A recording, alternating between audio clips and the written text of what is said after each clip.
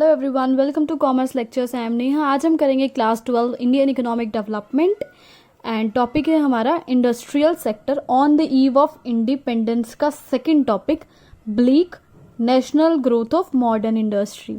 ठीक है, bleak growth का मतलब होता है बहुत ही स्लो ग्रोथ होना, न के बराबर होना। मॉडर्न इंडस्ट्री की बहुत ब्लीक ग्रोथ थी उस वक्त। ठीक है, तो जब ब्रिटिश राज चल रहा था, यानी ब्रिटिशर्स राज कर रहे थे हमारे देश में, तो मॉडर्न इंडस्ट्री की ब्लीक ग्रोथ थी, यानी बहुत कम ग्रोथ थी।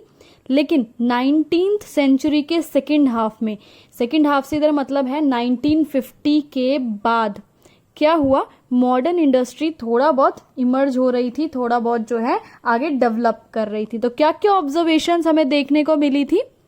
Some industries are established by private entrepreneurs, यानी प्राइवेट एंटरप्रेन्योर्स निकल कर आ रहे थे और वो इंडस्ट्री स्टैब्लिश कर रहे थे, यानी प्राइवेट लोगों के द्वारा, जैसे कि sugar industries, cement industries, paper industry, iron and steel industries. इसके एग्जांपल है Tata iron and steel company, जो कि 1907 में फाउंड हुई थी।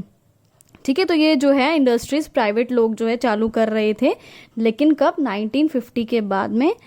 आगे पढ़ते हैं second point, state participation in modern industrialization was limited, यानी जो गवर्नमेंट है वो बहुत कम पार्टिसिपेट कर रही थी कि इंडस्ट्रियलाइजेशन और बढ़े और नई नई इंडस्ट्रीज आए। ठीक है, गवर्नमेंट का बहुत कम पार्टिसिपेशन था, और पार्टिसिपेशन था भी तो किन एरियाज में था, किन जगहों में था? Which would enlarge size of market for British products in India, यानी सिर्फ उन चीज़ों को बढ़ावा दे रही थी गवर्नमेंट जिससे क्या हो, ब्रिटिश के जो प्रोडक्ट्स हैं, जो ब्रिटेन से प्रोडक्ट आ रहे थे, उनको लाने में इंडिया में आसानी हो और वो उनके लिए मार्केट बड़ी हो जाए। सिर्फ वो ब्रिटिशर्स के लिए बेसिकली काम कर रही थी गवर्नमेंट। जैसे कि रेलवेज के थ्रू जो है ब्रिटेन के प्रोडक्ट्स हमारे देश में आ रहे थे। Power generation, development of ports वगैरह बनवा रही थी गवर्नमेंट। आगे बढ़ते हैं third point, there was no capital goods industry. Capital goods industry जो थी वो बिल्कुल भी नहीं थी। ये कौन सी इंडस्ट्रीज होती हैं? जो कि मशीन्स या टूल्स बनाती हैं, वो यूज होते हैं आगे प्रोडक्शन करने में, यानी और प्रोडक्ट्स, फाइनल प्रोडक्ट बनाने में जो मशीन्स एंड टूल्स की हमें जरूरत पड़ती है, वो वाली इंडस्ट्रीज नहीं थी जो ये मशीन्स और टूल्स बना रही थी।